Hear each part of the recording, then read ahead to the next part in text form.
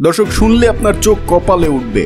বাংলা সিনেমার দুনিয়ায় একের পর এক চমক দিয়ে যাচ্ছে দরদ। প্রথম দিনেই গতবারের তুফানের বিশাল রেকর্ড ভেঙে দিয়েছে এই সিনেমা। মাত্র 650টি স্ক্রিনে মুক্তি পেয়েও প্রথম দিনেই দরদের কালেকশন দাঁড়িয়েছে 32 লক্ষ টাকার উপরে। এর ফলে তুফানের 30 লক্ষ টাকার ওপেনিং ডের রেকর্ড এক তুড়িতে ভেঙে ফেলে দেয় দরদ। আর শুধু দেশেই নয়, ওয়ার্ল্ড ওয়াইডেও দরদের দাপট স্পষ্ট।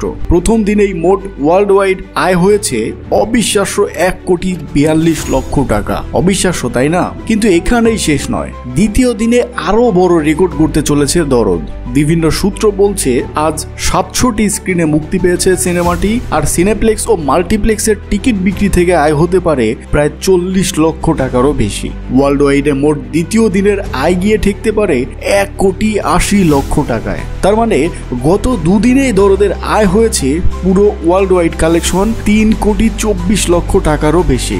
দর্শকরা বলছেন সিনেমার গল্প, অভিনয় আর নির্মাণ শৈলী সব মিলিয়ে এই সিনেমার নতুন ইতিহাস তৈরি করতে চলেছে। আপনিও কি দরদ দেখেছেন? আপনার মতামত জানান কমেন্টে। সাবস্ক্রাইব করুন আমাদের চ্যানেল।